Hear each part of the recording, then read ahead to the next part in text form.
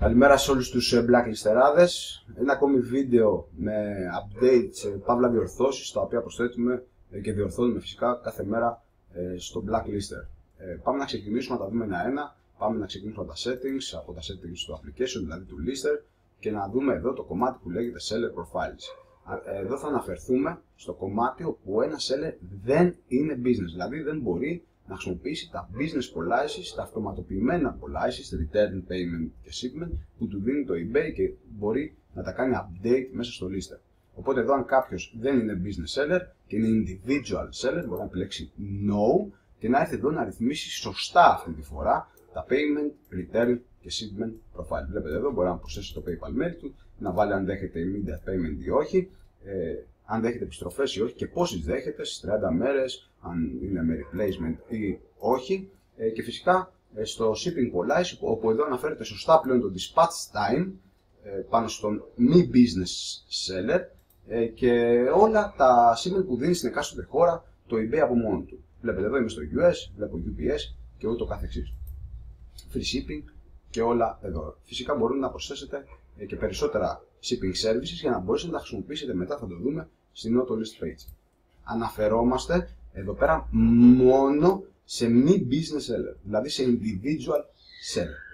Ένα ακόμα κομμάτι είναι εδώ στα templates. Πριν έπρεπε να επιλέξετε κάποιον να το σώσετε, να κάνετε refresh για να δείτε το template μέσα εδώ και να το επεξεργαστείτε. Αυτή τη φορά μπορείτε να το επιλέξετε απευθείας, δηλαδή να κάνετε π.χ. το Simple Gray US, να δείτε το template και να το επιλέξετε, να το διαμορφώσετε και να το κάνετε save.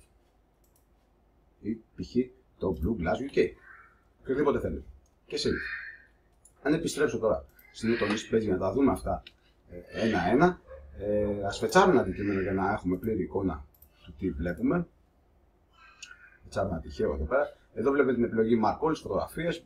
Δεν υπήρχε πριν. Μπορείτε να μαρκάρετε και να ξεμαρκάρετε όλες τις φωτογραφίες ώστε να κάνετε πιο εύκολη τη δουλειά σας. Οπότε εδώ ας κάνω και upload μία. Έχω λόγο που το κάνω για να δω το template λίγο πιο κάτω.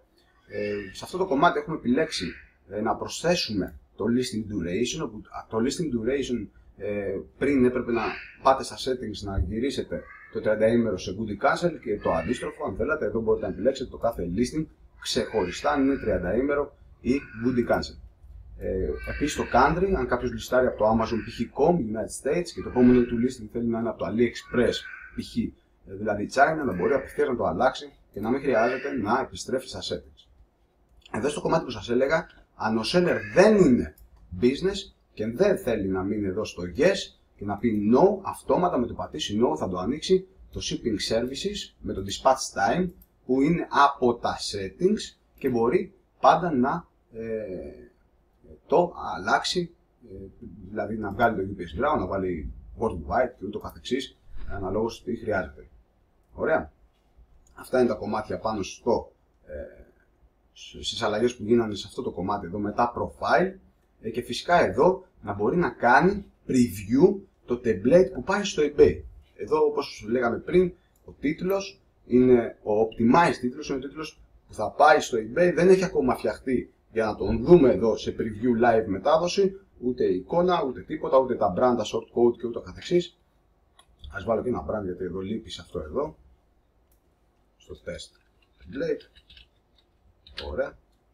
Μπορώ επί τόπου να πατήσω preview, θα ανοίξει ένα καινούριο pop-up παράθυρο. Προσοχή, σε μερικούς μπορεί να έχετε block στο pop-up, οπότε ξεμπλοκάρετε με την πρώτη φορά και επιτρέπετε στο Blacklister να ανοίγει αυτό το pop-up και μια ζωή θα ανοίγει αυτό το pop-up. Βλέπετε εδώ τον optimize τίτλο, βλέπετε την optimize εικόνα, βέβαια δεν έχω κάνει κανένα optimize, είναι οι τρεις πρώτες λέξεις π.χ. το brand, εσείς θα τις επεξεργαστείτε. Εδώ για το παράδειγμα, βλέπετε ακριβώς το template που θα πάει στο eBay.